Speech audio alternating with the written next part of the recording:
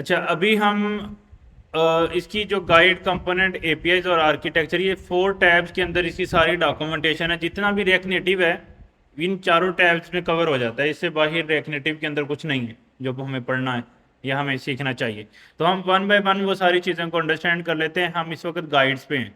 अच्छा, गाइड्स पे आएंगे तो वो बता रहा है कि हाउ टू यूज़, इंट्रोडक्शन के अंदर कि ये डॉक्यूमेंटेशन यूज़ कैसे करनी है। और अगर आप रिएक्ट से ऑलरेडी फेमिलियर हो तो आप इस वाले सेक्शन से चले जाओ। अगर आप ऑलरेडी फेमिलियर नहीं हो तो मतलब आप फर्दर उसमें अंडरस्टैंडिंग बना सकते हैं। तो ये अल्टीमेट डॉक्यूमेंटेशन के बारे में बता रहा है। अच्छा, उसके बाद जो दी बेसिक टैब के अंदर दूसरा जो टैब है उसने बनाया हुआ core component and react component. तो वो डिफरेंस बता रहा है कि रिएक्ट के अंदर कैसे काम करती हैं चीज़ें और कोर जो कंपोनेंट होते हैं वो कैसे चलते हैं। तो ये हमने लास्ट टाइम भी देखा था कि व्यू जो है रिएक्ट में व्यू का टैग होता है। एंड्रॉयड के अंदर वो डिफरेंट टैग है, आईओएस के अंदर नेटिव में डिफरेंट टैग है, और वेब में उसको डिप बोलते हैं। और रिएक्ट नेटिव के अंदर टेक्स्ट का टैग है, वेब में उसको पी का टैग बोलते हैं। तो वो अगर कोई भी आप वेब एंड्रॉयड या आईओएस के डेवलपर हैं तो उससे अंडरस्टैंडिंग बना सकते हैं। तो कुछ मेजर उसने कंपोनेंट बनाए थे कि लाइक जब हम डिव यूज़ करेंगे तो फिर व्यू यूज़ करना है, जब हम पी का टैग यूज़ करना चाहें तो हमें टेक्स्ट का टैग यूज़ करना है। तो इसमें एक्स्ट्रा चीज़ ये थी कि अगर हम H1 से H6 तक भी करना चाहते हैं फिर भी हमें टेक्स्ट का टैग ही यूज़ करना है और उसके फ़ॉन्ट साइज़ को इंक्रीज़ करना है। लाइक अगर हमारे पास अभी ये एक पैराग्राफ है तो मे बी इसको मैं थोड़ा छोटा अगर दिखाना चाहता हूँ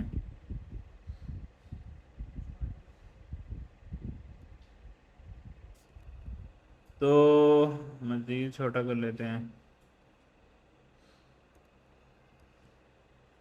तो ये एक लाइन में आ रहा है, सही है। तो अब इसको मैंने अगर थोड़ा बड़ा करना है तो मैं कैसे कर सकता हूँ कि स्टाइल हमने ऑलरेडी लिखा हुआ था यहाँ पे, आईएस है तो हेडर चल रहा होगा।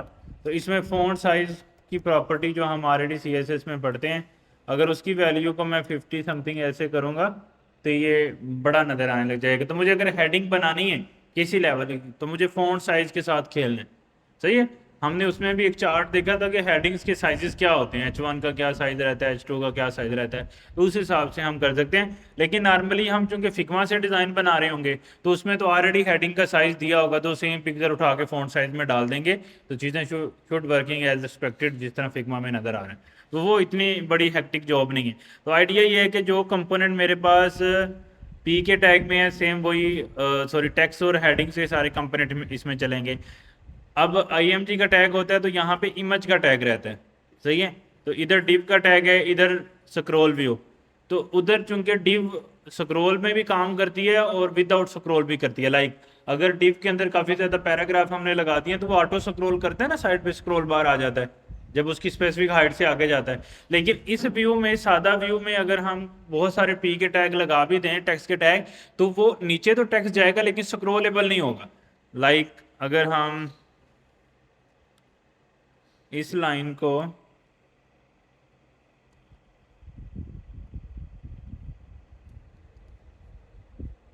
मैं मल्टीपल टाइम कॉपी पेस्ट कर देता हूं।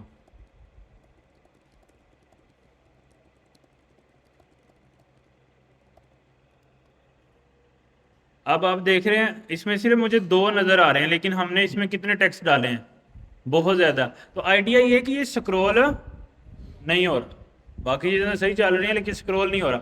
लेकिन अगर यही काम डीप में करें हम तो उसमें ये ऑटो स्क्रॉल हो जाता है। तो इसका मतलब डीप स्क्रॉल और नॉट स्क्रॉल दोनों में चलती है। लेकिन अगर हमें रिएक्ट नेटिव में ऐसा करना है तो फिर वो कह रहे हैं इस व्यू को क्या कर दो, स्क्रॉल व्यू। और ये हमें कहाँ से मिल जाएगा, रिएक्ट नेटिव में। तो अब ये देखो आप इसको स्क्रॉल कर पा रहे हैं।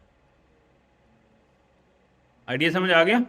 तो इसमें व्यू और स्क्रॉल व्यू लेते हैं। अगर आपकी स्क्रीन को आपने स्क्रॉल करना है तो आप व्यू की जगह पे क्या यूज कर लोगे, तो ये एक्चुअली डिव ही है लेकिन ये स्क्रॉलेबल डिव है। अच्छा, नेक्स्ट हमारे पास जो है टेक्स्ट इनपुट। उधर इनपुट का टैग था, यहाँ पे टेक्स्ट इनपुट का टैग है। तो कैसे कॉल करना है, लाइक मैं यहाँ से कॉपी कर लेता हूँ कंपोनेंट। और टॉप पे आके डेफिनेटली मुझे इसको इंपोर्ट भी करना है।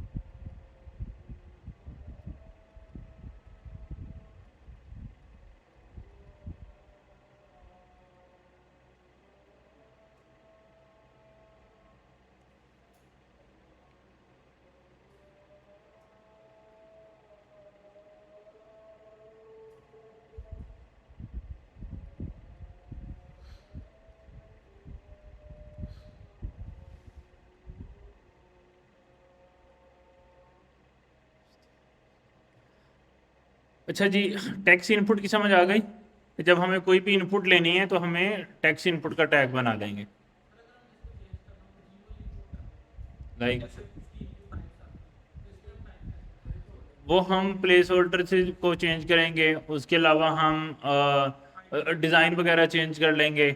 और बाकी जो वैलिडेशन है इसकी, क्योंकि ये रेकनेटिव वाले टैग नहीं है ना, रेकनेटिव में जो इनपुट के अंदर हम डिफरेंट टाइप्स प्रोवाइड करते हैं वो इसलिए करते हैं ताकि उसकी वैलिडेशन ऑटो हो सके। तो इसमें हम वैलिडेशन मैनुअल करते हैं, लेकिन इसमें पासवर्ड की फील्ड ज़्यादा रहती है और थोड़ी सारी फील्ड ज़्यादा रहती हैं, इसकी प्रॉप्स रहती हैं। आपने न्यूमेरिकल डाटा इनपुट लेना है, आपने पासवर्ड इनपुट लेना है, आपने टेक्स्ट इनपुट लेना है, वो हम आगे इसकी प्रॉप्स देखते हैं। अभी जस्ट एक मैंने कंपोनेंट लगा के दिखाया है कि अगर वहाँ पे इनपुट का कंपोनेंट बनाते हैं तो यहाँ टेक्स्ट इनपुट और इसको हमें इंपोर्ट भी करना पड़ता है रेक नेटिव में।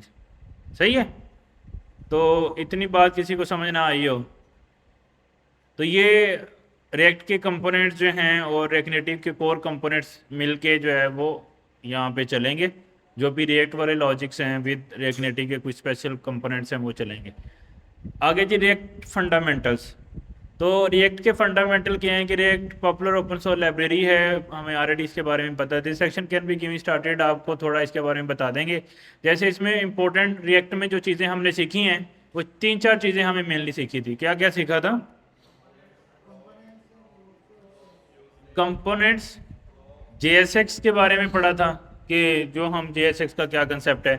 उसके बाद प्रॉप्स एंड स्टेट्स, तो स्टेट में, और इसके अलावा हमें उसके हुक्स वगैरह पढ़े थे, यूज इफेक्ट यूज स्टेट वगैरह, वो भी इसके अंदर मजीद फर्दर जो है वो लग जाते हैं।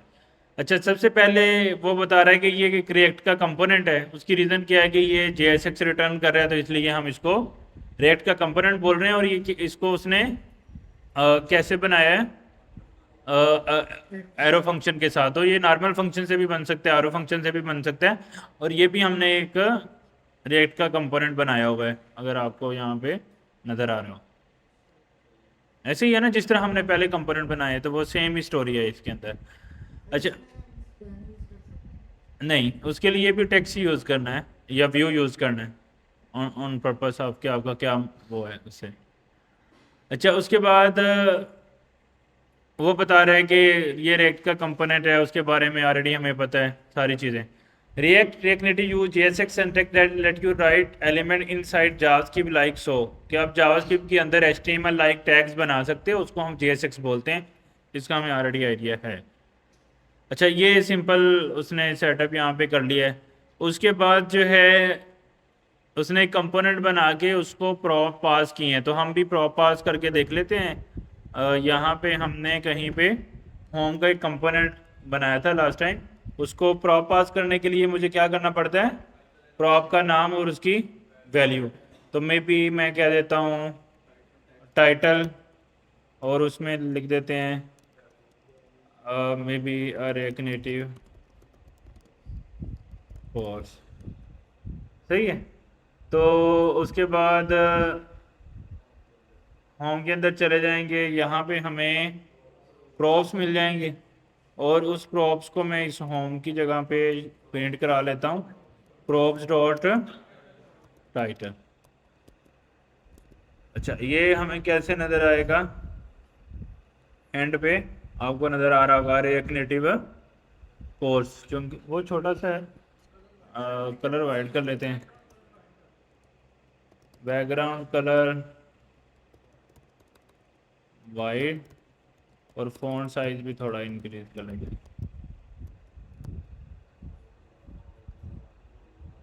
सही है। तो प्रो पास करना सिमिलर ही स्टोरी है जैसे हम पहले करते थे। अच्छा, उसके बाद हमें क्या करना है यहाँ पे, वो इसलिए कर रहा है क्योंकि हमने इसकी स्टेट नहीं पास की ना, मतलब इसकी टाइप नहीं पास की। तो टाइप स्कीम में हम कोड कर रहे हैं, तो टाइप पास करने के लिए हम सेपरेटली भी टाइप डिफाइन कर सकते हैं और इधर भी। तो हम टाइटल को कह देते हैं कि स्ट्रिंग होगा, तो अब वो एरर चला जाएगा। सही है, इसलिए वो एरर दे रहा था। अच्छा, अभी हमें सेम काम स्टेट डिफाइन करने के लिए करना है। तो स्टेट हम कैसे डिफाइन करते थे, सेम वही तरीकाकार है, इधर भी डिफरेंस नहीं है। तो import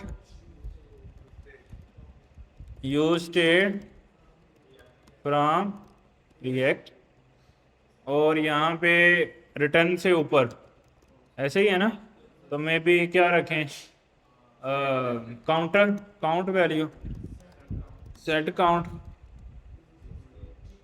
equal to use state, और डेफिनेटली हम इसको 0 वैल्यू नंबर देंगे।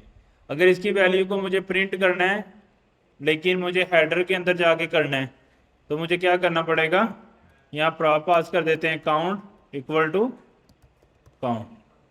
सही है। और हेडर में मुझे क्या मिल जाएगा, प्रॉप्स, और मुझे यहाँ पे प्रॉप्स मिलेगा हेडर में। तो जो मुझे हेडर के साथ इधर मुझे अगर काउंट दिखाना है तो कैसे दिखाऊं, प्रॉप्स डॉट काउंट। तो यहाँ पे आप लोगों को नज़र आ रहा होगा कि ये 0 जो है वो नज़र आ रहा है हमें।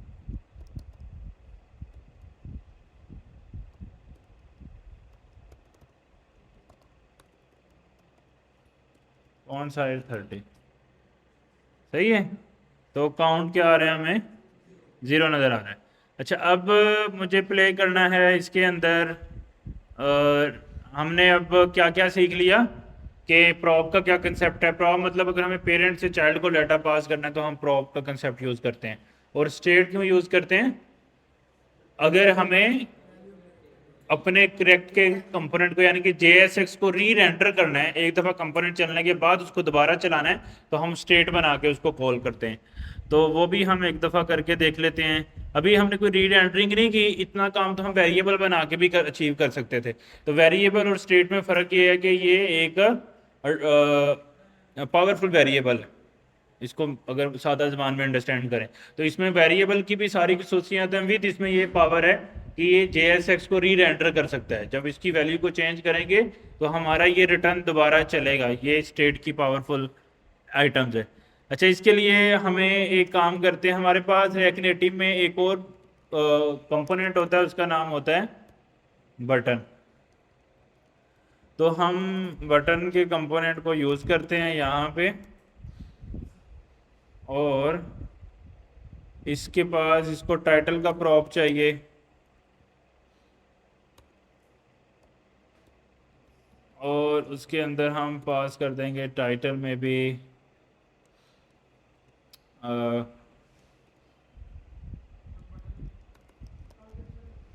Add plus. अच्छा, ये नीचे आ रहा है ऐड प्लस। अच्छा,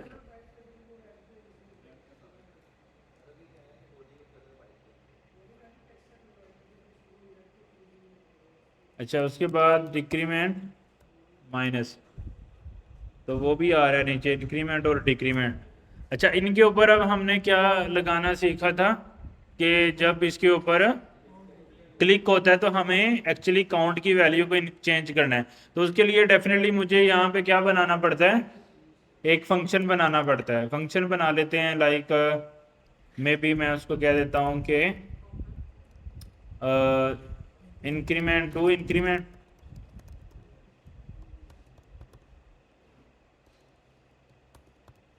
दो इंक्रीमेंट का फंक्शन हम बना लेते हैं एरो, और उसमें क्या करना है, सेट काउंट की वैल्यू को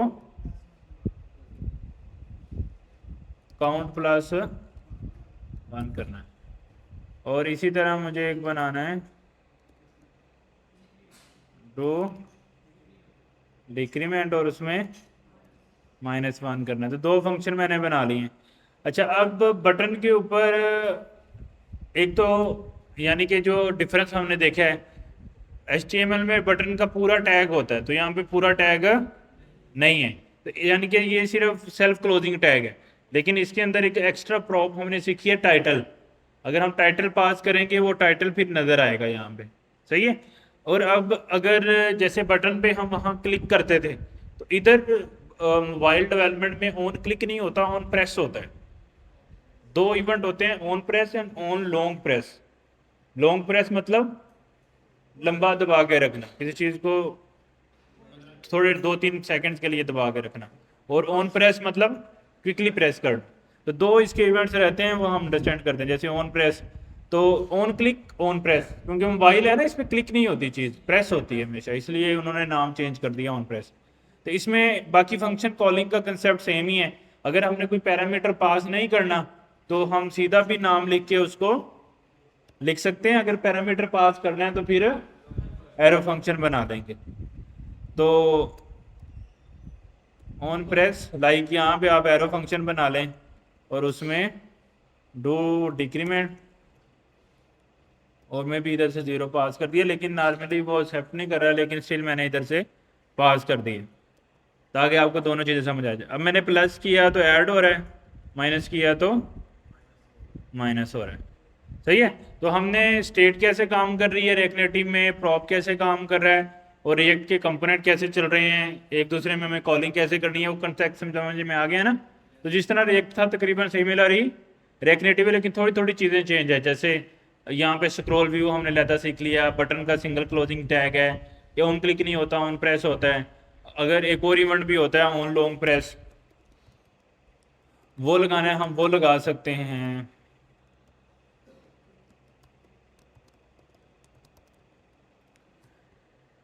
ये क्यों दे रहा है?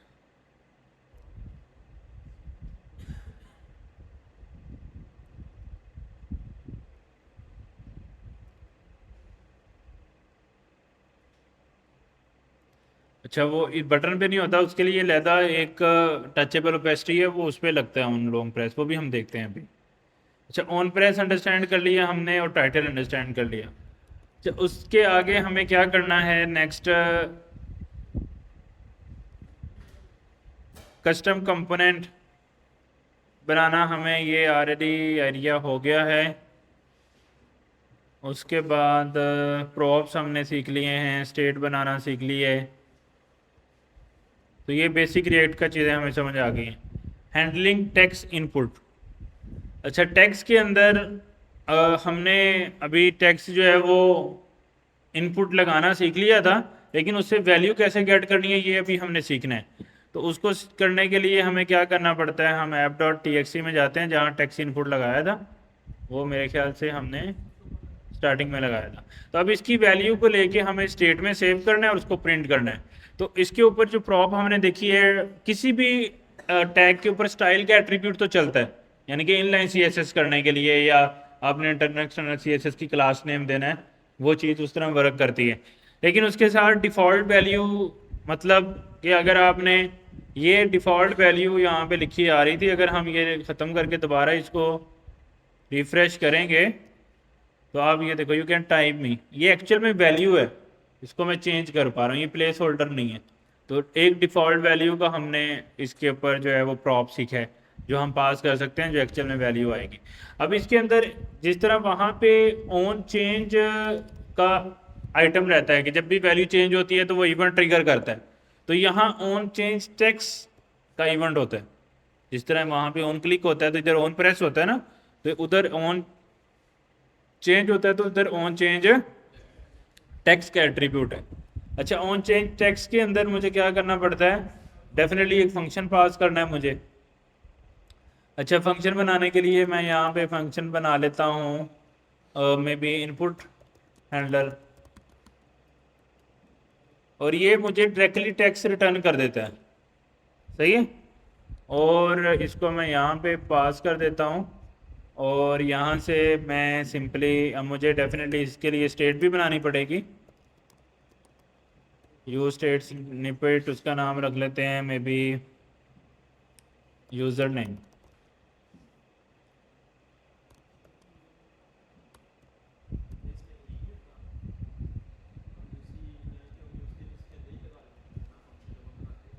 हाँ, उसके अंदर भी लगा सकते हैं, मैंने इधर डायरेक्टली पास कर दिए। सही है। अच्छा, अब किसी एक टेक्स्ट के ऊपर मैं इसकी वैल्यू को प्रिंट कर देता हूँ।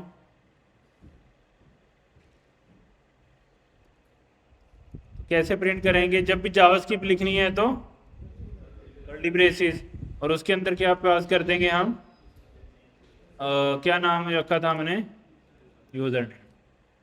अच्छा, अब यू स्टेट नहीं एग्जिस्ट कर रहा तो इंपोर्ट करना है कहाँ से,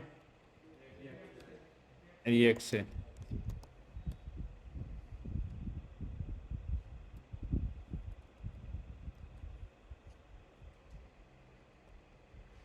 ये देखो आ रहा है ना, इधर लिखा हुआ रियल टाइम में आ रहा है। सही है। तो सेम ही बात है, जिस तरह हम वहां पे टेक्स्ट लिख रहे थे आई जा रहा था, इसी तरह हम इधर टेक्स्ट लिख रहे हैं तो वो आई जा रहा है। गुट्टू को ये भी हमें समझ में आ गया। मुश्किल तो नहीं लग रहा ना, स्पीड ठीक है ना, क्योंकि ये वही चीज़ें जो हम ऑलरेडी पढ़ चुके हैं, इसलिए पास कर सकते हैं। पीछे से कोई प्रॉप आ रही है तो आपने कैसे करना है, इस हार्ड कोड को छोड़ के यहाँ पे प्रॉप पास कर दें, जावास्क्रिप्ट का कर्ली ब्रेसेस बना के। अच्छा, उसके बाद मुझे क्या करना है, यहाँ पे यूजिंग स्क्रॉल व्यू पढ़ लिया ना हमने। स्क्रॉल की जगह पे क्या लगा सकते हैं, तो उससे क्या फ़ायदा होता है, स्क्रॉल हो जाता है। यूजिंग लिस्ट व्यू, अच्छा ये थोड़ा इंटरेस्टिंग है, इसको अंडरस्टैंड करते हैं। React Native provide a suite for a component for presenting list of data. Generally, you want to use eth flatly or section list. मैं आपको समझाता हूँ। हमारे पास जैसे रिएक्ट में होती थी डाटा की अरे, या मे बी स्टेट में डाटा पड़ा है, तो किस तरह का डाटा पड़ा है, लिस्ट ऑफ स्टूडेंट्स कर लें या टू डूज कर लें, set todos equal to use state, और उसमें क्या हम पास करेंगे, लिस्ट जब भी शो करनी होती थी हम रे हम बनाते थे। तो एरे बनाने के लिए हमें यहाँ पे हमने ये चीज़ कॉल कर दी लिस्ट ऑफ आइटम। अच्छा, एक काम करते हैं कि हम ये टू डूज जो है ना वो फेच कर लेते हैं, मतलब एपीआई से। वो हमें फेच करना आता है ना, वो भी हमारा साथ में ही कवर हो जाएगा कि एपीआई React Native में कैसे बनानी। तो बनी बनाई अगर कोई एपीआई है तो कौन सी एपीआई हमने टू डूज के लिए एक देखी थी, डमी डमी जेसन वाली है ना। इसमें अगर हम जाएं नीचे तो टू डूज करके वो थे गेट ऑल टू डूज, ऐसे है ना। तो इसकी एपीआई थी ये वाली फेच वाली, तो इसको सिंपली इसकी आउटपुट ऐसे लिस्ट आ रही थी हमारे पास 30 आइटम की। तो मैं ये एपीआई इसकी जो है ना वो फेच कर लेता हूँ, इसको मैं कॉपी कर लेता हूँ। इसको चलाने के लिए हमें मल्टीपल चीज़ें चाहिए थी, या तो किसी बटन पे क्लिक करके हम फेच कर सकते हैं। तो हम पहले तो एक फंक्शन बनाए ना जो फेच करेगा, तो उसका नाम रख देते हैं फेच टू डूज। ये एक एरो फंक्शन होगा, मेक सेंस। और वो एरो फंक्शन करेगा क्या कि ये डेफिनेटली ए सिंक होगा, ऐसे ही है ना, ए सिंक होगा ना, क्योंकि इसने टाइम लगेगा इसको करने में। और ए सिंक लगाते हैं तो हमेशा हमें क्या लगाना पड़ता है, ट्राई कैच। तो हमें अलर्ट दिखा देंगे अगर एरर आता है, तो हम कह देंगे एरर। एक्चुअल एरर भी दिखा सकते हैं क्या है, अच्छा, उसके अलावा ट्राई के अंदर हमें क्या कोड लिखना है? हम फेच भी यूज़ कर सकते हैं और एक्सियस भी यूज़ कर सकते हैं, डिपेंड्स ऑन आपकी नीड, क्या आप एक्सियस यूज़ करना चाहते हो या फेच यूज़ करना चाहते हो। तो फेच यूज़ करें या एक्सियस यूज़ करना है? फेच कर लेते हैं। अच्छा, अब कांस्टेंट डेफिनेटली हम ये देन कैच वाले स्ट्रक्चर में नहीं जाएंगे, हम किस स्ट्रक्चर में जाएंगे? अवेट वाले में। तो हम कहेंगे टू डूज में बी डाटा, क्योंकि टू डूज ऊपर हमने ऑलरेडी बना लिया है, और इसके साथ क्या लगाएंगे? अवेट। और ये रिस्पॉन्स डॉट जेसन वाला हम क्या कैसे करेंगे? Result await data dot JSON. ठीक है, और अब जब ये आ जाएगा डाटा तो फिर क्या कर देंगे? Set todos results. ठीक है, अब ये फंक्शन हमें चलाना है। अब दो तरीके हैं, या तो हम किसी बटन पे क्लिक करके लोड कर लें, और दूसरा ऑप्शन क्या है?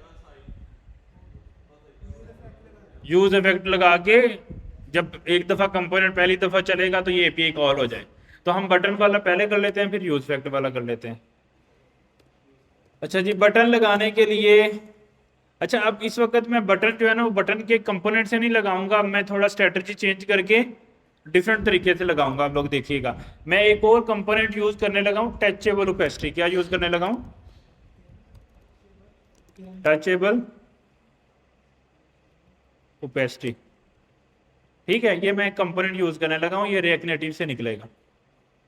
अच्छा, इससे भी हम यानी कि अपना अगर कस्टम बटन बनाना है जिस पे क्लिक भी हो, सही है, एक तो है बटन का कंपोनेंट जो बाय डिफॉल्ट रिएक्ट नेटिव ने दिया है, दूसरा टचेबल ओपेसिटी, उससे मैं कस्टम बटन बना सकता हूं।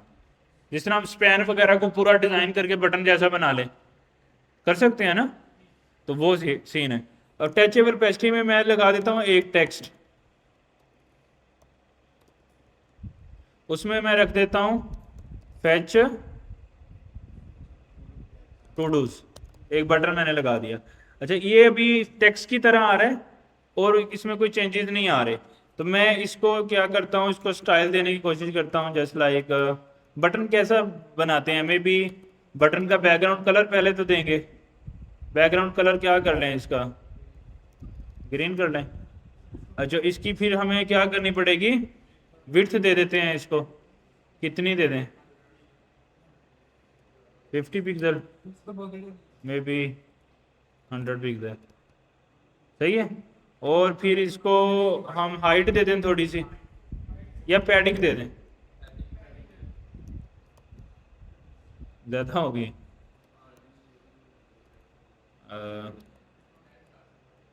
5 काफ़ी है, नहीं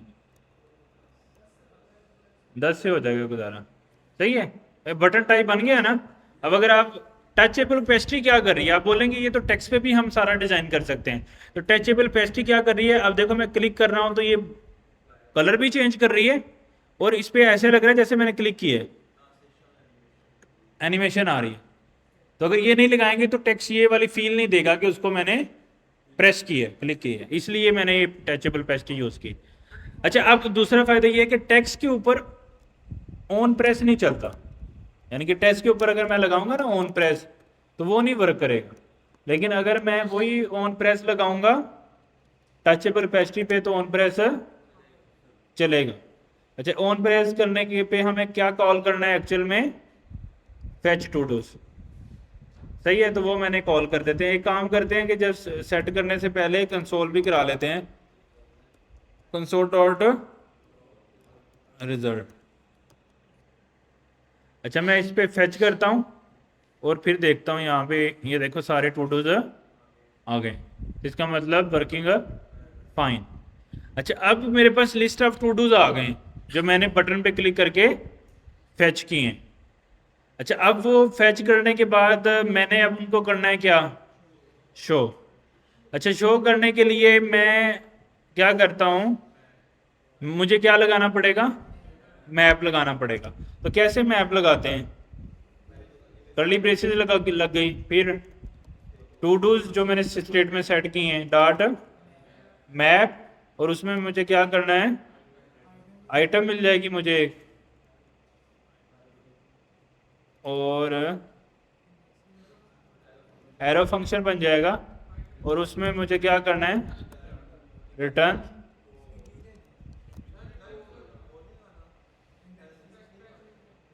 लगा लो, लगानी है, अगर एक ही चीज़ रिटर्न करनी है तो मैटर नहीं करता ना, मैंने एक ही करनी थी। अगर ज़्यादा करनी है तो हम व्यू भी बना सकते हैं इधर, अगर एक से ज़्यादा आप रिटर्न करना चाह रहे हो। लाइक उसमें क्या क्या होगा, क्या क्या आ रहा है हमें वहाँ से, आईडी टू डू कंप्लीटेड और आईडी, और वो दिखा लेते हैं हम। आईडी में कैसे आएगी मुझे आईडी, आइटम डॉट आईडी, और बाकी उसमें todo item dot todo. अच्छा, अब बाय डिफ़ॉल्ट वो नल होगा तो उस पर नहीं आएगा, जैसे मैं फेच करके लाऊंगा।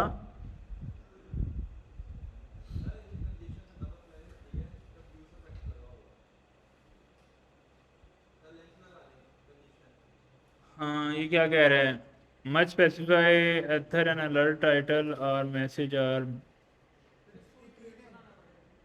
हाँ जी, नहीं ऐसा इशू नहीं है।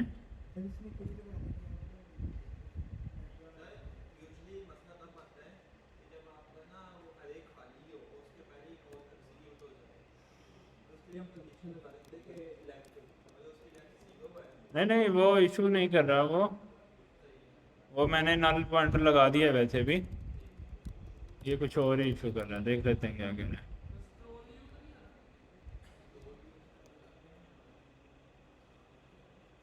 To do that is not a function, it is undefined, तो मे बी मेरे स्पेलिंग मिस्टेक हैं।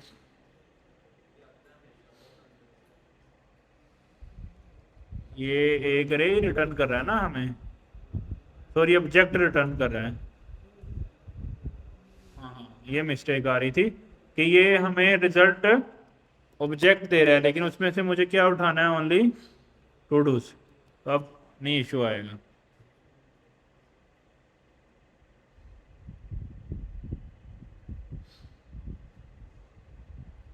वन सेकेंड, अब कंसोल में भी देख लें रिजल्ट डॉट टू डूज में क्या आ रहा है।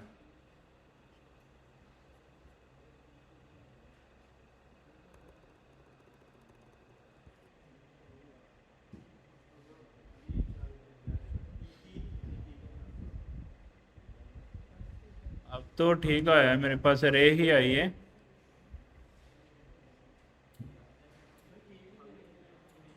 अच्छा, वो की वजह से एरर कर रहा है, तो हम इधर दूसरे पैरामीटर में हमें क्या मिल जाएगी, इंडेक्स, और वो हम पास कर देंगे की में।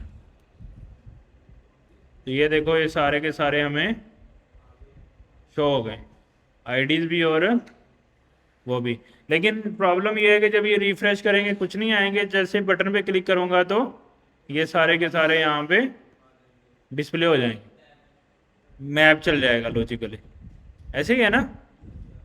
तो ये चीज़ जो है वो हमारी वर्क कर रही है लॉजिकली। अच्छा, नेक्स्ट हमें क्या करना है, हमने एपीआईज भी इंटीग्रेट कर ली और हमने फैच करके भी लिया है, लेकिन मैं ये चाह रहा हूँ जैसे मेरी ऐप ओपन हो तो ये सारी लिस्ट ऑटोमेटिकली आ जाए। तो उसके लिए फिर हमें क्या करना पड़ता है, रिएक्ट का कौन सा फीचर यूज़ करना है हमें, यूज़ इफेक्ट। तो हमें उसका इवेंट हैंडलर सीखने हैं कि कंपोनेंट लाइफ साइकिल मेथड कौन कौन से होते हैं, तो हमने इसमें से यूज़ करना है यूज़ इफेक्ट। तो यूज़ इफेक्ट क्या काम करता है,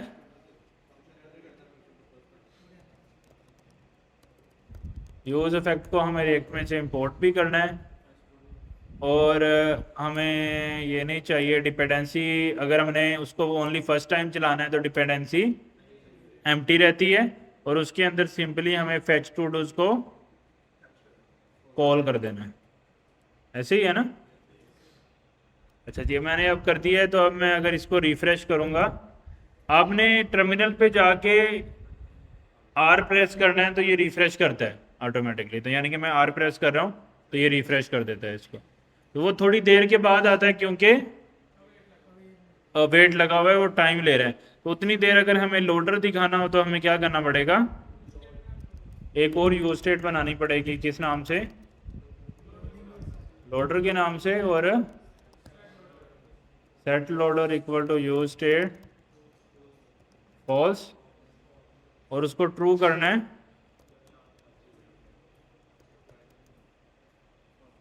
और फॉल्स करना है। सही है, लगवा देते हैं। और इसको मुझे लगाना है इस व्यू में। अगर लोडर है, इज लोडर, इज लोडर था या लोडर था, लोडर। अगर लोडर है तो आपने डिफरेंट चीज़ दिखानी है, अदरवाइज ये वाला लॉजिक का दिखाना है। अच्छा, वो डिफरेंट यहाँ पे हमें कंपोनेंट बनाना है, उसका नाम है लगाना है, यानी कि लोडर लगाने के लिए रिएक्ट नेटिव में एक बनाया लोडर कंपोनेंट है, उसका नाम है एक्टिविटी इंडिकेटर। क्या नाम है, एक्टिविटी इंडिकेटर। तो अगर मैं इसको अब रिफ्रेश करूँगा, ये आपको नज़र नहीं आ रहा लेकिन लोडर आ रहा है। मैं अगर इसका कलर वगैरह चेंज करूँ ना, ये भी, ये देखे ना वाइट आ रहा है, नज़र आया था। साइज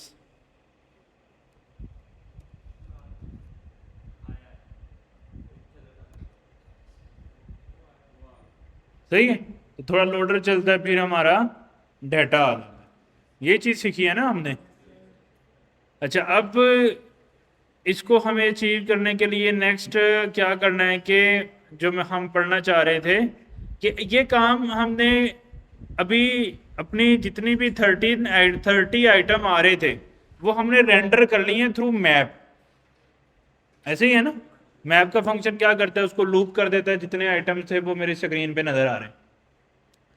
लेकिन रिएक्ट नेटिव क्या कहता है कि अगर आपके पास लिस्ट ऑफ डाटा है तो आप वहां पे मैप यूज ना करो। जो मैप है ना, ये परफॉर्मेंस ओरिएंटेड नहीं है, इसके अंदर परफॉर्मेंस नहीं। सही है, तो जब भी हमारे पास लिस्ट ऑफ डाटा आएगा ना, जिधर हमें मैप लगाना है, तो उधर हमारे पास दो कंपोनेंट है जो हमें यूज करने चाहिए, list view, flat list, sorry flat list और सेक्शन लिस्ट। ये दो हमारे पास कंपोनेंट है। तो मेनली जब भी हमें लिस्ट ऑफ डाटा है, जब यानी कि हमारे पास कोई अरे है, उस पर हमको हमें लूप करके स्क्रीन पे दिखाना है, तो हम रिएक्ट नेटिव के अंदर मैप यूज नहीं करेंगे। कर सकते हैं, मैंने आपके सामने करके दिखाया है, मसला नहीं है, लेकिन ये परफॉर्मेंस ओरिएंटेड नहीं है। क्यों परफॉर्मेंस ओरिएंटेड नहीं है, मैं आपको समझाता हूँ। अगर आप लोगों ने फील किया होगा, जब मैं रिफ्रेश करता हूँ ऐप को, तो ये एकदम से रेंडर होते हैं। जितने 30 है ना, 30, ये 30 एक साथ सारे रेंडर हो जाते हैं। हालांकि स्क्रीन पे कितने नजर आ रहे हैं, 17 नजर आ रहे हैं, लेकिन स्टिल ये रेंडर कितने हो रहे हैं, 30। तो इससे क्या होता है कि लेट्स सपोज फेसबुक की पोस्ट है या ज्यादा लंबा डाटा है, मे बी आपके पास 1000 डाटा है, अगर मैप लगाएंगे वो 1000 को फौरन रेंडर कर देगा इकट्ठा, इवन यूजर स्क्रॉल कर रहा है या नहीं कर रहा। फ्लैट लिस्ट या सेक्शन लिस्ट, जो लिस्ट व्यू के कंपोनेंट हैं, वो मैप के ऊपर बनाए गए हैं, यानी कि उनके बैकग्राउंड में मैप चल रहा है, लेकिन उन्होंने कुछ कस्टम लॉजिक्स लिखे हैं। और वो लॉजिक्स क्या हैं कि इस पर्टिकुलर लिस्ट, यानी कि जब हमारे पास ज्यादा आइटम आते हैं, इसको आपने रेंडर कैसे एफिशिएंटली तरीके से कर सकते हैं। लाइक डिजाइन सब कुछ सेम रहेगा, लॉजिक भी सेम रहेगी, लेकिन वो तरीकाकार उसका बदल जाएगा। लाइक वो क्या कहेगा कि आपने स्क्रीन के ऊपर कितने आइटम दिखाने हैं, फर्स्ट टाइम 2 दिखाने हैं, 5 दिखाने हैं, लाइक हम कहते हैं 17 दिखाने हैं।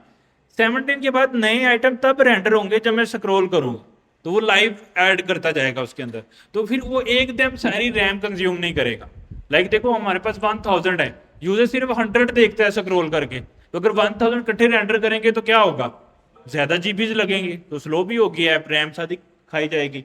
और अगर हम उसको कहेंगे सिर्फ जितने स्क्रीन पे नजर आ रहे हैं 5-6 बस उतने रेंडर कर दो, बाकी भी जैसे जैसे यूजर स्क्रॉल करता जाए फिर तुम ज्यादा एलिमेंट ऐड करते जाओ स्क्रॉल व्यू पे। इस तरह के, ये मैंने एक आपको फीचर बताया है जो इसको इंप्रूव करता है इसकी परफॉर्मेंस को। लेकिन इस तरह के बहुत सारे फीचर हैं जो फ्लैट लिस्ट और सेक्शन लिस्ट हमें हेल्प करती है परफॉर्मेंस को बूस्ट करने में। तो क्या समझ में आया कि अगर हमारे पास लिस्ट ऑफ डाटा यानी कि अरे है, उसको हमें लूप करके शो करना है स्क्रीन पे, तो हम मैप का यूज करना पसंद नहीं करेंगे, उसकी जगह पे लिस्ट व्यू यूज करेंगे। उसमें दो चीजें हैं, कौन कौन सी? फ्लैट लिस्ट और सेक्शन लिस्ट। कौन कौन सी चीजें हैं? फ्लैट लिस्ट और सेक्शन लिस्ट। अब उनका डिफरेंस देख लेंगे क्या है, छोटा सा डिफरेंस है, वो हमें हेल्प करेगा। The flat list component display a scrolling list of changing but similarly structured data. Flat list work well for long list of data. ये कहते हैं लॉन्ग लिस्ट डाटा भी बड़ा अच्छा काम करता है। Where the number of item might change over time. Unlike the more generic scroll view, the flight list only render element that are currently showing on the screen। ये वही बात नहीं हो गई, मैंने वो बोल रहे सिर्फ वो कंपोनेंट दिखाएगा जो स्क्रीन के ऊपर नजर आ रहे हैं, बाकी भी स्क्रॉल होंगे तो दोबारा ऐड होंगे। Not all the element at once. जैसे map all the item at once render करता है, ये all the item at once render नहीं करेगा। The flat list component require to prop data and render item. The data is the source of information for the list। यानी कि जो अरे है वो आपके डाटा के प्रॉप में उसको पास करनी है, और रेंडर आइटम में आपने वो यूआई देनी है जो उसने रेंडर करनी है। यानी कि जो हम मैप लिस्ट में, यानी कि वो ये कह रहा है कि आपने फ्लैट लिस्ट को टू डूज डाटा की प्रॉप में देने हैं, और ये जो रिटर्न है ना, रिटर्न इसको आपने रेंडर आइटम में देना है एज अ फंक्शन बना के। सही है, तो ये दो वो बातें कर रहे हैं। अच्छा, उसके बाद दिस एग्जांपल, सो ये कह रहे हैं कि ये फ्लैट लिस्ट आपको एग्जांपल इसकी हेल्प कर देगा। अभी आप अगर देखो तो रेंडर आइटम में वो सेम यूआई है जो हम मैप के अंदर एरो फंक्शन में पास करके करते हैं, सेम यूआई है ना। वो कह रहे हैं ऐसे कर लो और डाटा आप सेपरेटली दे दो। तो हम क्या करते हैं, फ्लैट लिस्ट लगाते हैं, मैप लिस्ट, मैप को हम इधर कर देते हैं कमेंट। सही है, और इसकी जगह पे लगाते हैं हम अब क्या, फ्लैट लिस्ट। अच्छा, फ्लैट लिस्ट को दो प्रॉप रिक्वायर्ड है, कौन कौन से? डाटा, डाटा में क्या आएगा, हमारे डाटा क्या है, टू डूज।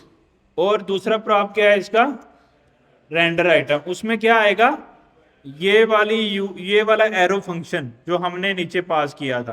तो मैं सेम यही एरो फंक्शन है इसके अंदर पेस्ट कर देता हूं, और इसको मैं अनकमेंट कर देता हूं। तो ये एरो फंक्शन यहां खत्म हो रहा है।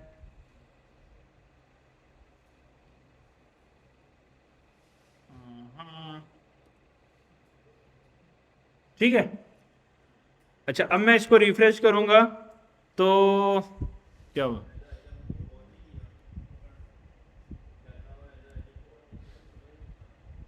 हाँ हाँ, नहीं फ्लैट लिस्ट तो ऑटो इंपोर्ट होगी। एक मिनट इधर से देख लेते हैं, अगर आइटम एरो फंक्शन है,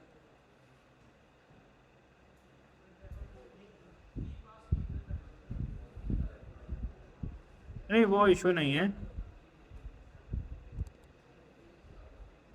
अच्छा, ये इसके प्रॉप डिफरेंट रहते हैं, यहाँ पे हमें, सॉरी,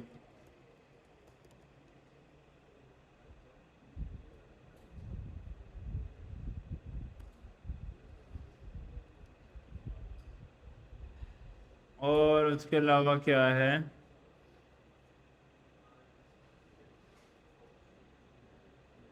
आइटम,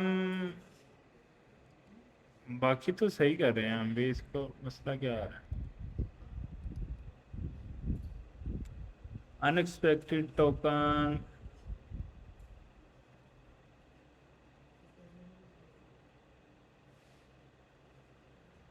ये ब्रैकेट आगे पीछे हो रही है मेरे ख्याल से।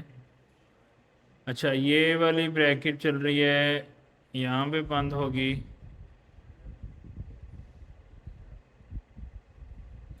ये वाली ब्रैकेट इधर बंद हो रही है, और रेंडर आइटम वाली ब्रैकेट इधर बंद हो रही है।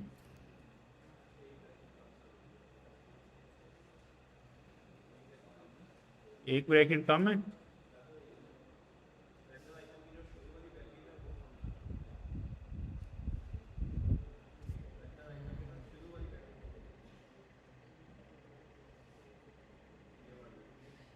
ये एंड पे कॉल हो रही है ना?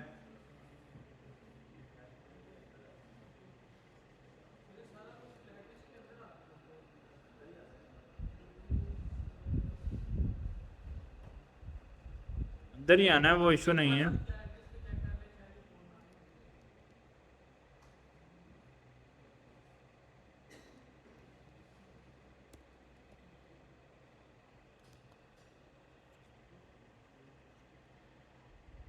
वो ये लोडर वगैरह उसको मसला कर रहे थे, तो मैंने उसको बाहर निकाल दिया। अच्छा, अब एक चीज़ इसमें प्रॉब्लम में ठीक है, वो ये है कि अगर आप लोगों ने देखा भी हो ना, यहाँ पे एरर भी आया था, visualize list should never be nested inside plain scroll view। वो ये कह रहा है कि ये जो फ्लैट लिस्ट है, ये इसके अंदर अपना स्क्रॉल व्यू होता है, और रिएक्ट नेटिव एक स्क्रॉल व्यू के अंदर दूसरा स्क्रॉल व्यू जो है ना वो रिकमेंड नहीं करती है, तो इसलिए ये एरर आ रहा है। चला रहा है स्टिल वो उसको, लेकिन स्क्रॉल व्यू में आ रहा है, तो वो कह रहा है इसको आप स्क्रॉल व्यू कंपोनेंट से बाहर निकाल के अगर कॉल करेंगे ना, तो फिर ये ज़्यादा परफेक्ट चलेगा। लाइक आप इसको व्यू कर दो ओनली, और इसको टॉप पे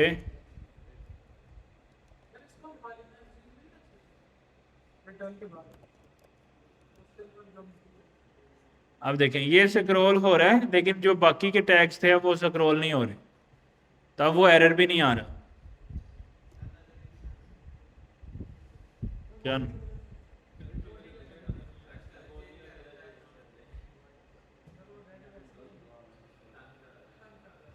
क्या करते हैं इसको?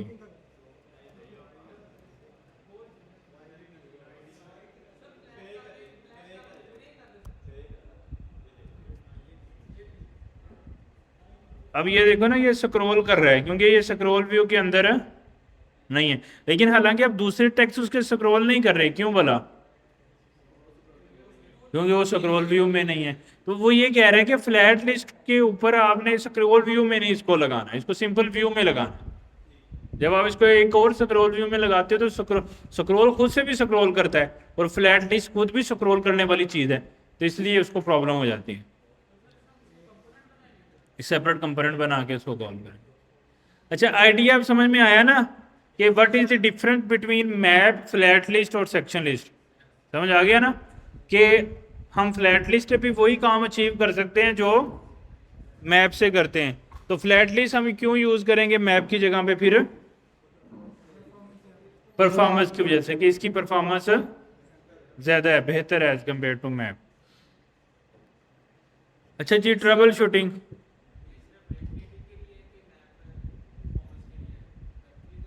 नहीं, फ्लैट लिस्ट वेब पे नहीं चलती, ये सिर्फ नेटिव कंपोनेंट रेग नेटिव में चलता है, फ्लैट लिस्ट या सेक्शन लिस्ट उसमें नहीं चलते।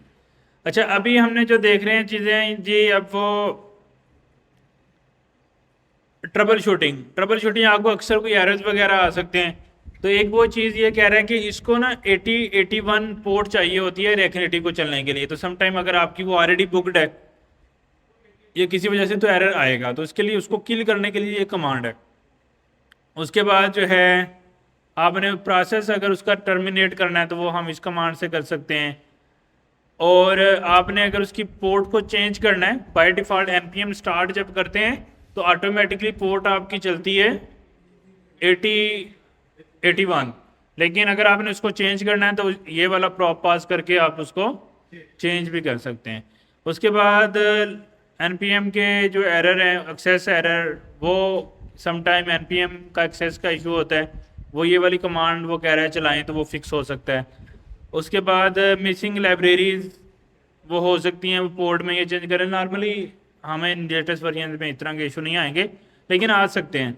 उसके बाद रिएक्ट नेटिव ये वर्बस करके हम फ्लैग पास करें तो ये ज़्यादा हमें इंफॉर्मेशन प्रोवाइड करता है कंसोल के ऊपर कि क्या क्या एरर है, उसकी मज़ीद डिटेल हमें प्रोवाइड कर सकता है। उसके बाद unable to start React Native package manager on Linux पे ये एरर आता है, उसकी उन्होंने ये कमांड दी है जो उसको फिक्स करती है। अगर still react native iOS sorry Android में नहीं चलता, उसको कोई परमिशन का आपको एरर आता है, तो आप ये वाली कमांड चला के उसकी परमिशन एरर फिक्स कर सकते हो। लेकिन अगर इन केस अगर आपको कोई इनके रिलेटेड एरर आता है तो आपको यहाँ से भी थोड़ी बहुत हेल्प मिल जाएगी। ये वो एरर हैं जो कॉमनली आते हैं लोगों को, इसलिए उन्होंने अपनी डॉक्यूमेंटेशन में इनको सेव कर दिया। अच्छा जी, प्लेटफॉर्म स्पेसिफिक कोड, ये मैंने कल पढ़ाया था, कैसे करते हैं प्लेटफॉर्म स्पेसिफिक कोड, कैसे करते हैं? प्लेटफॉर्म को इंपोर्ट करते हैं कहाँ से? रिएक्ट नेटिव से, और फिर क्या मुझे मिलता है? प्लेटफॉर्म डॉट ओएस, और फिर मैं कंडीशन लगा सकता हूँ iOS एंड्राइड पे, और उसकी बेस पे डिज़ाइन वगैरह चेंज कर सकता हूँ। तो वो सेम बात यहाँ पे आपको पढ़ा रहा है कि ये ऐसे होता है। उसके अलावा एक और इंटरेस्टिंग चीज़ है कि अगर आपने कुछ ऐसा डिज़ाइन करना है जो स्पेसिफिक टू प्लेटफॉर्म होगा, तो ये प्लेटफॉर्म डॉट सेलेक्ट करके, ये बड़ी इंटरेस्टिंग सी चीज़ लग रही है, इसको मैं आपको पढ़ाता हूँ। देखिए, हमने कल डिस्कस किया था कि हम ऐसे कंडीशन लगा सकते हैं margin top platform dot OS, may be ये वाला मार्जिन ख़त्म कर देते हैं। तो प्लेटफॉर्म डॉट ओएस, ये हमने ऐसे कंडीशन लगाई थी। अब वो ये कह रहा है कि अब इसमें आपको iOS और एंड्रॉइड दोनों का बताना पड़ा है। लेकिन अगर आपने कोई ऐसी, लेट्स सपोज आपने मार्जिन सिर्फ iOS पे लगाना है, तो आप चाहते हो मुझे कंडीशन भी ना लगानी पड़े, तो उसके लिए वो बता रहा है कि ये वाला काम आपने अगर सेम अचीव करना है, मार्जिन टॉप लगाना है, तो आप क्या करो, यहाँ पे सेपरेट ऑपरेटर यूज करो, फिर प्लेटफॉर्म डॉट करो सेलेक्ट, क्या करो? सेलेक्ट। ये एक फंक्शन है, ये आपसे पैरामीटर, एरो पैरामीटर में एक ऑब्जेक्ट लेगा, उसमें आपने देना है ओएस, सॉरी iOS। अच्छा, यानी कि ये प्लेटफॉर्म को चेक करेगा, अगर iOS है तो फिर ये मार्जिन टॉप की प्रॉपर्टी को अप्लाई करेगा, अदरवाइज प्रॉपर्टी को अप्लाई नहीं करेगा।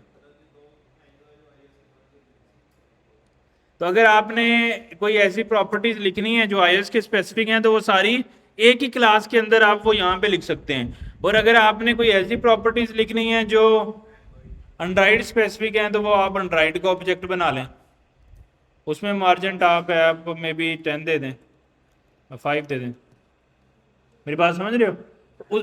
ये भी तरीकाकार है, कंडीशन लगा के, और दूसरा ये प्लेटफॉर्म डॉट सेलेक्ट करके, फिर कंडीशन खुद से मैनेज करते हैं, तो हम अपने ऑब्जेक्ट में जो भी स्टाइल देंगे ये अप्लाई कर देगा उसको। यानी कि जो आपने क्लास बना रहे हो, हेडर की क्लास बना रहे थे ना, बैकग्राउंड कलर, फॉन्ट साइज, अब मार्जिन को स्पेसिफिक करना था। अब एक तरीका ये है, दूसरा तरीका ये है मार्जिन को स्पेसिफाई करने का। तो ये वाला क्लीन लग रहा है मुझे, कंडीशन वाला एक लाइन में हो जाता है, ये ज़्यादा लाइन लिखनी पड़ रही है। अच्छा जी, नेक्स्ट क्या है? प्लेटफॉर्म डॉट सिलेक्ट मैंने आपको बता दिया।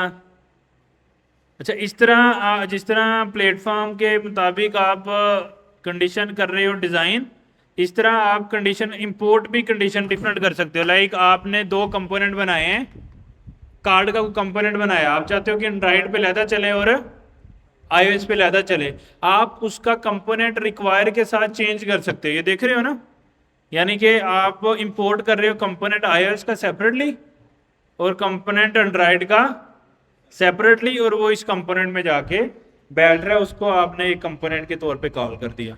क्या मतलब है, मैं आपको ये करके दिखा देता हूँ वो कैसे चलता है। सपोज आपने एक कंपोनेंट बनाया, कंपोनेंट्स में उसका नाम रखा कार्ड, और उस कार्ड में आपने एक फाइल बनाई, may be card dot tsx, और उसमें आपने,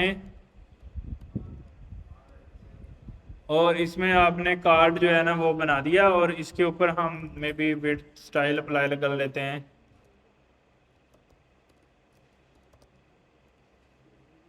विड्थ, हम विड्थ और हाइट को परसेंटेज में भी दे सकते हैं, मे बी 50%,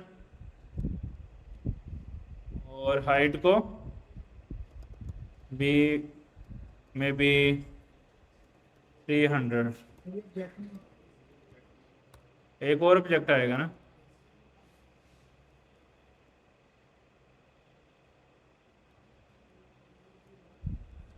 सही है। इस कंपोनेंट को अगर मैं कॉल करना चाह रहा हूं तो मैं क्या करूंगा,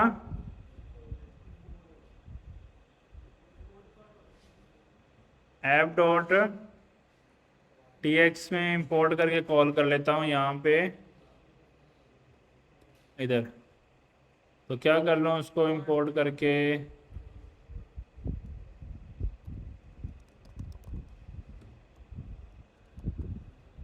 अच्छा ये कार्ड मेरे पास आ रहा है, विड्थ हाइट मैंने उसकी दी थी। इसका बैकग्राउंड कलर हम चेंज करके, background colour may be green, और टेक्स्ट अगर मुझे सेंटर में करना है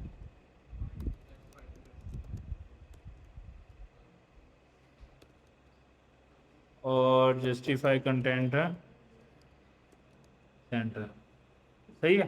तो ये एक मैंने कार्ड बनाया, मेक सेंस। अच्छा अब ये कार्ड जो मैंने बनाया है इसको, ये मैंने, ये समझो कि ये मैंने एंड्रॉयड के लिए बनाया है। अब iOS के लिए मे बी मैं कोई डिफरेंट कार्ड बनाऊंगा, उसका कलर वगैरह डिफरेंट रहेगा, उसकी चीज़ें जो हैं वो डिफरेंट रहेंगी। लेट्स सपोज ऐसे एज्यूम कर लेते हैं। अच्छा अभी तो अगर आप लोग देखो तो मैंने सिंपली ये कार्ड ऐसे कॉल कर दिया है ऐप डॉट जेएस में, सीधा डायरेक्टली कॉल कर दिया। अब मेरे पास ऑप्शन ये है कि मैं एक और कार्ड बना लेता हूँ इससे सिमिलर, लेकिन उसका कलर जो है ना वो चेंज कर लेते हैं।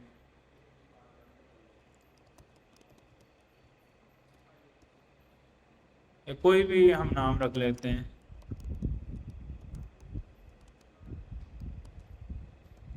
और उसका कलर जो है ना वो हम मे बी रेड कर देते हैं, और बाकी चीज़ें जो है ना वो सेम रह लेते हैं।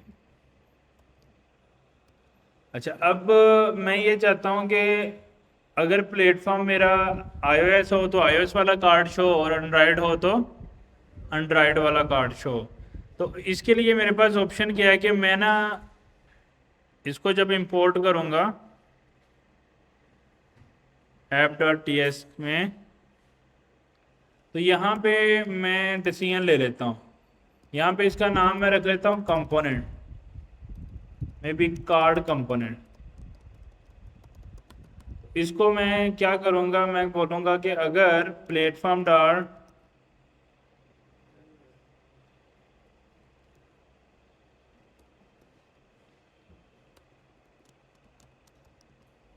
प्लेटफॉर्म डॉट ओएस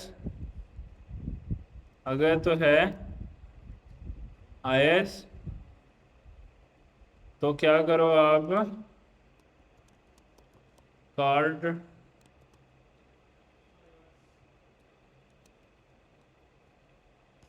में भी, हमने कार्ड iOS के अंदर उसका नाम चेंज नहीं किया इसलिए वो आ नहीं रहा होता।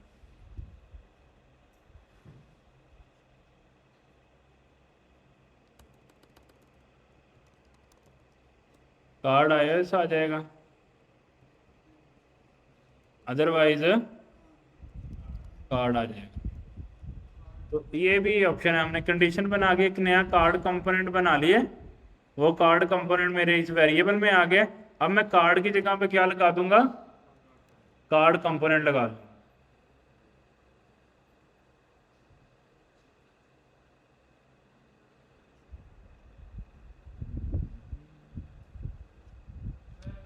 सॉरी,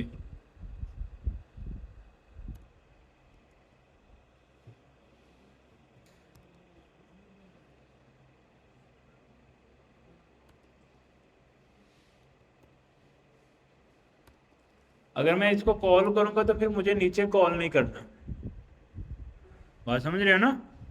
अगर मैं इसको कॉल कर रहा हूँ तो फिर मुझे नीचे कॉल नहीं करना। तो अब मैंने बगैर कॉल किए उनको पास कर दिया, तो ये मेरे पास ये कार्ड कंपोनेंट बन गया, और इसको मैंने यहाँ पे कॉल कर दी।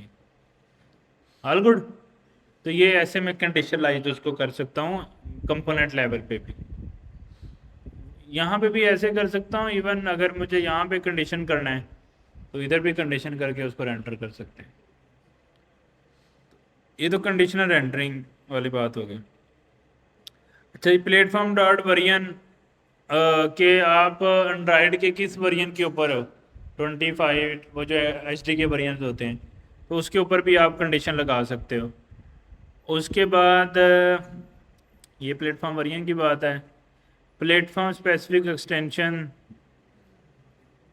कि आपने एक और वो एग्जांपल दे रहा है कि अगर आप किसी भी फाइल के साथ .ios.js बनाते हो ना, या .android.js बनाते हो, तो वो फाइल सिर्फ ओनली उसी पर्टिकुलर डिवाइस पे वर्क करेगी। तो वो कह रहा है लेट्स सपोज आपने एक बटन बनाया, बिग बटन, उसकी फाइल का नाम रखा बिग बटन .ios.js और एक का रखा बिग बटन .android. लेकिन आपने इंपोर्ट क्या किया, बिग बटन डॉट सिर्फ बिग बटन ios.js.android.js नहीं किया। अब ये कौन सा कंपोनेंट उठाएगा, वो डिसीजन रन टाइम पे फिर वो करेगा, जिस डिवाइस पे चलेगा वो वाली फाइल उठा लेगा, खुद से डिटेक्ट कर लेगा।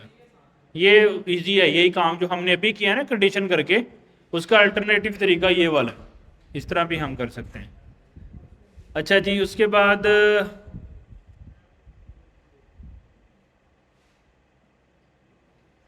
Native specific extension sharing code with Node.js and web. अगर आपने Node.js और वेब पे कोड करना है हैंडल, तो आप उसको भी वो कह रहा है स्टिल आप मैनेज कर सकते हो।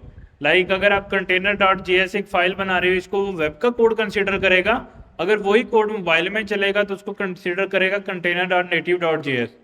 तो React Native में अगर वो कोड चलेगा तो वो फिर container.native.android वाली चलेगी यानी कि आपने डॉट कंटेनर करके दो फाइलें बनाई, .native.js और सिंपल, तो सिंपल JS वेब पे चलेगी, .native iOS एंड्रॉइड पे चलेगी। और अगर उसको भी आप मोर स्पेसिफिक कर दो iOS एंड्रॉइड, तो उसमें से भी वो पिक कर लेगा कि किस पे चलानी। नाम तो यही रखेंगे सेम, लेकिन फाइलों की जो एक्सटेंशन है वो चेंज हो जाएगी। लाइक हमने अभी एक काम करने के लिए दो लहदा बनाए हैं ना, कार्ड और समथिंग ऐसे, तो वो ये कह रहा है कि आप बनाओ फाइल का नाम card.ios.js, फिर एक फाइल का नाम बनाओ card.android.js, और एक सिंपल बना लो card.js, और एक फाइल का नाम है card.native.js। तो अब जब आप इंपोर्ट करोगे, आप सिर्फ बताओगे इंपोर्ट फ्रॉम कार्ड इस कंपोनेंट से, अब वो खुद से डिसीजन करेगा कि कौन सा प्लेटफॉर्म है और मुझे इनमें से कौन सी फाइल को चूज करना है। ब्राउजर के लिए होगा, जो iOS है वो iOS पे चलेगा, जो एंड्रॉइड है वो एंड्रॉइड पे चलेगा। अगर आपने iOS एंड्रॉइड स्पेसिफाई नहीं किया तो फिर वो किस पे चलाएगा, उसको नेटिव को पिक करके दोनों पे चला देगा।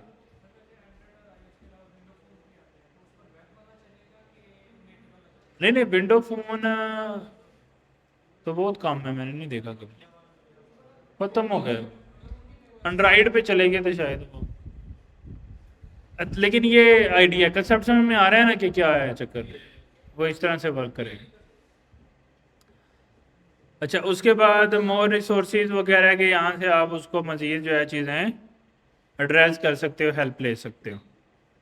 अच्छा जी, इन्वायरमेंट सेटअप वाली चीज़ें हमने ऑलरेडी डिस्कस कर ली हुई हैं, उसको हम दोबारा डिस्कस नहीं करेंगे। अच्छा जी, web flow running on device, ये सारी चीज़ें वो बता रहा है कि आपने अगर डिवाइसेस को चेक करना है, लिस्ट ऑफ डिवाइसेस कितनी आपके सिस्टम में है, तो आप क्या रन कर सकते हो, ADB डिवाइसेस कर सकते हो, NPM रन करके एंड्रॉइड पे चला सकते हो, और अगर वो कोई पोर्ट ऑलरेडी आपकी बिजी है उसको कर सकता है सेटअप। उसके अलावा अगर आपने वाईफाई के थ्रू सेटअप करना है, उसका भी वो तरीका यहाँ पे मेंशन कर रहा है। फास्ट रिफ्रेश, मैंने आपको बताया था कि अगर आप लोग देखें तो हम चेंज करते हैं ना, इवन मैं जिधर स्क्रॉल करके चेंज करता हूँ वो स्टिल उधर ही रहता है प्रिजर्व, तो ये थ्रू है फास्ट रिफ्रेशिंग जो है। वॉचमैन हमने कल डिस्कस किया था ना, उसकी वजह से फास्ट या लाइव रीलोड या हार्ड रीलोड इनेबल होता है, तो वो उसके फ़ायदे बता रहे हैं कि कैसे चलता है चीज़ें। अच्छा जी, फास्ट रिफ्रेश में थोड़ी लिमिटेशंस भी हैं, ये समटाइम बहुत ज़्यादा जब हम इसको रिफ्रेश नहीं करते तो ये बहुत सारी कॉलम ऑटोमेटिकली करता जाता है, उससे आपको थोड़ा ओल्ड एक्सपीरियंस फील हो सकता है, लेकिन आप उसको हार्ड रिफ्रेश यानी कि RR दबा के दोबारा रिफ्रेश करके फील कर सकते हो वो कैसी स्क्रीन चल रही है। मेट्रो के बारे में मैंने आपको बताया था कि ये सर्वर है, इसका NPM स्टार्ट से जो चलता है, React Native NPX जो करते हैं, React Native रन iOS या रन एंड्रॉइड, तो बिल्ड बनाने के बाद हमें मेट्रो सर्वर चाहिए जो हमारी ऐप को चलाता है। यानी कि ये जो अभी चल रहा है ये मेट्रो सर्वर चल रहा है, ऐसे ही है ना। इवन अगर मेरा ऑलरेडी बिल्ड बना हुआ है तो मुझे दोबारा से बिल्ड नहीं बनाना, मैंने क्लोज कर दिया बिल्ड। अब मेरा बिल्ड खत्म हो गया तो इसकी डिस्कनेक्शन हो गया यहाँ से। अब मैं जो भी चेंजेस करूंगा वो इधर नजर नहीं आएंगी। तो अब एक तरीका कि मैं दोबारा npx React Native दोबारा बिल्ड बनाऊं, तो दूसरा तरीका है कि मैं सिंपली यहाँ पे क्या लिख दूं, npm start। क्या कह रहे हैं, नहीं एक्चुअली मैं पाथ ठीक पे नहीं हूँ ना, तो इसलिए वो ऐसे कर रहे हैं। तो मैं क्या करता हूँ कि हेलो के पाथ पे ओपन कर लेता हूँ टर्मिनल और कर लेता हूँ npm स्टार्ट, तो मेरा मेट्रो ऑन हो गया। तो अब मैं जब रिफ्रेश करूंगा अपनी ऐप को, यहाँ पे आके दोबारा आप ओपन करोगे क्लोज करके ऐप फोन में, तो ऑटोमेटिकली कनेक्ट हो जाएगी। अब मुझे वो सारी React Native run iOS run Android नहीं करना पड़ा। तो अगर आपका ऑलरेडी बिल्ड बना हुआ है तो आपको बार बार रन एंड्रॉइड रन iOS करने की जरूरत नहीं है, वो क्योंकि टाइम टेकिंग लेता है। तो आपको जस्ट npm स्टार्ट करना है और अपने फोन में जहाँ पे ऑलरेडी बिल्ड का डेफिनेशन क्या है कि ये ऐप आपके फोन में ऐसे नजर आ रही होगी, इंस्टॉल्ड है, इसको मतलब ये बिल्ड बना हुआ है। तो आप जब npm स्टार्ट करके इस पर क्लिक करोगे ना, ये ऑटोमेटिकली यहाँ पे लोड कर लेगा उसको। तो ये क्या करेगा, रन एंड्रॉइड आप चलाते हो तो वो टाइम लेता है, तो आपका टाइम थोड़ा सेव हो जाएगा। अच्छा जी, उसके बाद आप उसको ट्रेस कर सकते हो कि मतलब कोई आपको एरर वगैरह आते हैं मेट्रो में। सोर्स मैप, ये भी हमें कुछ इसमें चेंजिंग करने की जरूरत नहीं है। वो मैपिंग समझोगे, कोई ऐसा मैप बनाता है जो उसकी इंटरनल कम्युनिकेशन है कि जो नेटिव और जावास्क्रिप्ट के साथ वो करता है, तो उसके लिए सोर्स मैप बनता है जो पूरा फोल्डर स्ट्रक्चर जिसमें डिफाइन होता है किस फाइल में क्या चीज़ें इस तरह से। तो ये भी इंटरनल डेफिनेशन है, इसमें हमें छेड़ने की जरूरत नहीं है। यूजिंग लाइब्रेरीज, लाइब्रेरीज इस्तेमाल करने के लिए आपको पैकेज मैनेजर सेलेक्ट करना है, यानी कि यान या अपने npm जो भी करना है। तो लाइब्रेरी को लिखने के लिए npm start React Native web view या कोई भी लाइब्रेरी आपको चाहिए तो आप उसका नाम लिख के वो लाइब्रेरी इंस्टॉल कर सकते हो। ये हमें ऑलरेडी आइडिया है ये कि लाइब्रेरीज कैसे इंस्टॉल करते हैं। यूजिंग टाइपस्क्रिप्ट, तो टाइपस्क्रिप्ट ऑलरेडी कॉन्फ़िगर्ड है जब भी हम जो करते हैं, तो आप यहाँ पे अपना ts करके फाइल बना के अपनी सारी टाइप्स इसमें डिफाइन कर सकते हैं। Upgrading to the new version, जब React Native का आपका एक वर्जन आपने बना लिया है, लेट्स सपोज आपने ऐप बनाई है, तो अभी मेरे पास जो वर्जन है पैकेजेशन में React Native का वो है 0.7.6, हो सकता है 0.37 आ जाए या मे बी 7.7 आ जाए या कुछ ऐसा वर्जन आ जाता है जो आपकी ऐप से ज़्यादा बड़ा है। तो फिर आपको कैसे अपग्रेड करना है, उसके लिए npx React Native upgrade version का नाम, तो ये आपको उस पर अपग्रेड कर देगा जो भी चेंजेस होंगे आपको वो करने हों, सारे चेंजेस वो कर देगा। जो जो वो फिर फ्लो बताएगा आपने इधर से फॉलो कर लेना। अच्छा जी, नेक्स्ट हमारे पास है जी UI इंटरेक्शन। वो कह रहा है आपको जो स्टाइल अप्लाई करना है वो जावास्क्रिप्ट में करना है, यानी कि यहाँ बैकग्राउंड कलर होता है instead of background hyphen colour, और आपको स्टाइल शीट डॉट क्रिएट इस्तेमाल करनी है जो कल मैंने आपको बात बता दी थी, ये सिमिलर है वही चीज़। हाइट विड्थ अप्लाई कैसे करनी है मैंने करके दिखा दिया ना, विड्थ एंड हाइट की प्रॉपर्टी है वो किसी भी एलिमेंट पे अप्लाई हो जाती है।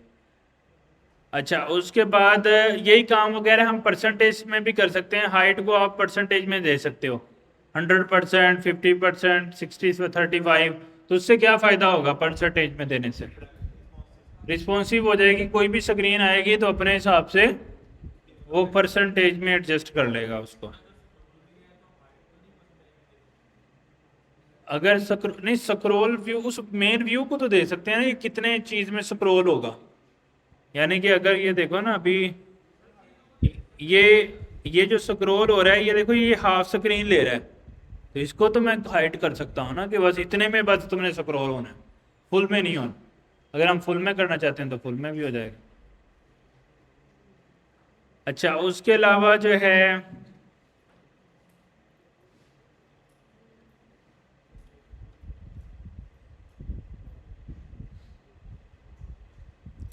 अच्छा, उसके अलावा जो मेन चीज़ सीखने वाली है इसमें,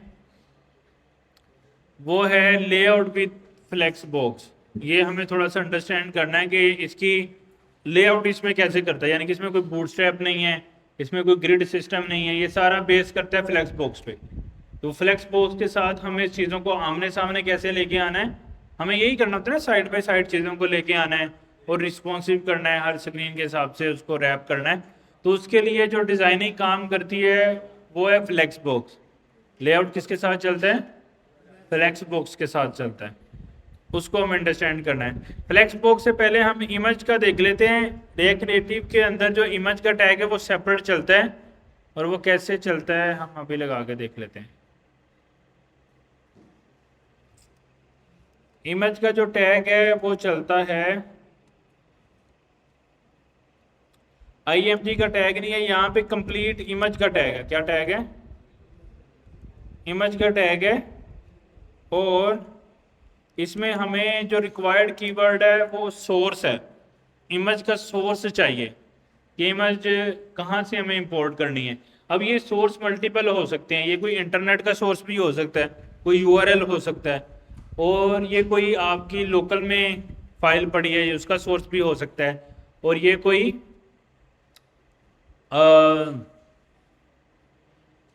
ये सोर्स हो सकता है आपका ऑनलाइन सोर्स हो सकता है, या आपके लोकल में कोई फाइल पड़ी है उसका सोर्स हो सकता है। ऑनलाइन सोर्स कैसे लगाना है? आपने सोर्स के उधर एसआरसी होता था, यहाँ कंप्लीट सोर्स है, और इस सोर्स के अंदर आपने एक और एरो, एक और करली ब्रेसेस लगानी है। उसमें आपने URI का कीवर्ड देना है, और इसमें आप डिप्लॉयड लिंक लगा सकते हो। तो यहाँ पे ये डिप्लॉयड लिंक दे रहा होगा हमें कोई नीचे,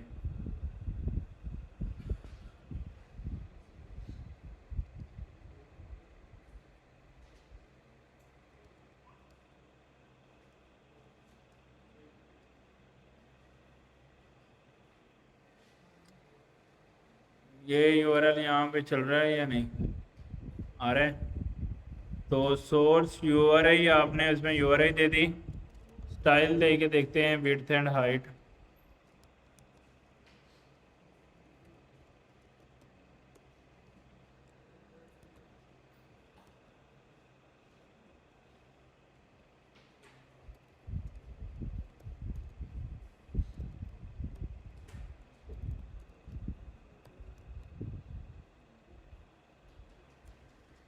सही है, इमेज लग गई मेरे पास।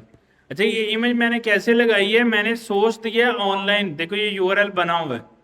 तो अगर ऑनलाइन सोर्स देना है उसमें ट्रिक क्या है? ट्रिक क्या है?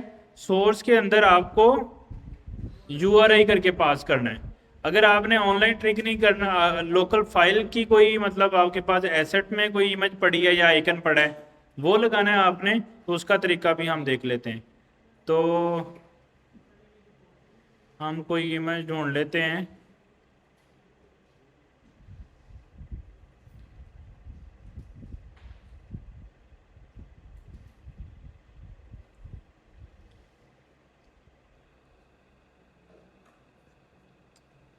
हम्म,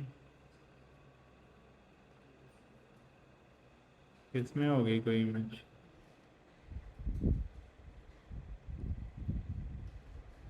अच्छा जी, ये हम अपने रिएक्ट नेटिव वाले इसमें रख लेते हैं। किस में रखना है भला हमने? सोर्स में, एसेट्स में। तो हम इसको कैसे देंगे अब? वही दो तरीके हैं, या हम रिक्वायर कर लें या इंपोर्ट कर लें इमेज। तो इंपोर्ट कैसे करते हैं इमेज? इंपोर्ट इमेज का नाम है भी एप्पल फ्रॉम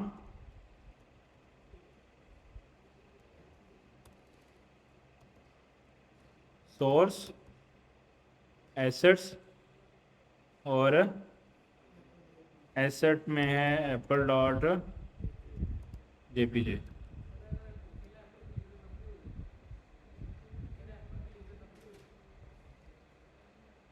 अब हमें इसको पास करना है तो ये वाला मैं इधर कॉपी पेस्ट करके रख देता हूँ, अगर आपने ऑनलाइन वाला ट्राई करना है। तो अब यूआरएल वगैरह हम नहीं देंगे इसको, सीधा हम यहाँ पे एप्पल लिख देंगे, एप्पल का सोर्स दे देंगे। सही है, तो यानी कि कंसेप्ट सेम है। एक ऐसे है, दूसरा रिक्वायर कर सकते हैं, वो भी हमें पता है ना कि अगर आप इंपोर्ट सेपरेटली ऊपर नहीं करना चाह रहे तो आप डायरेक्टली रिक्वायर भी कर सकते हो। तो वो रिक्वायर करने के लिए क्या करना पड़ता है, रिक्वायर और सीधा पाथ दे दें, sorry assets source assets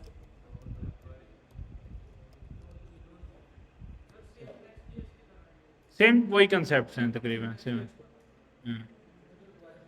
require भी लगा सकते हैं, सोर्स भी लगा सकते हैं, और इंटरनेट वाला यूआरएल भी दे सकते हैं विद यूआरआई की।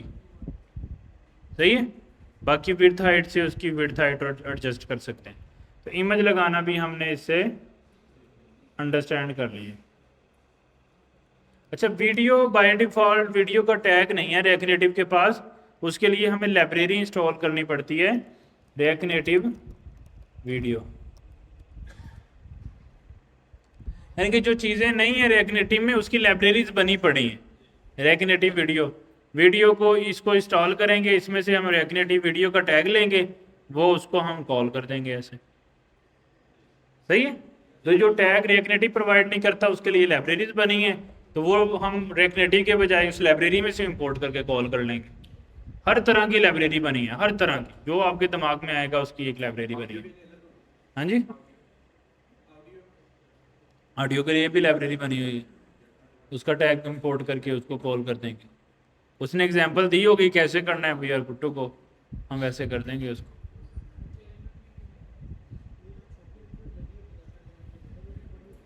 हाँ जी,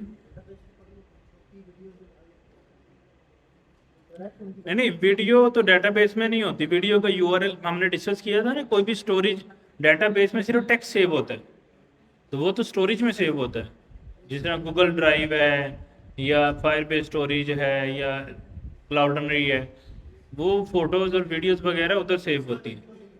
उसका लिंक भी डीपी में सेव होता है, लिंक भी आके ऐसे सोर्स में लग जाता है, क्योंकि हम वीडियोस को डेटाबेस में सेव नहीं कर सकते।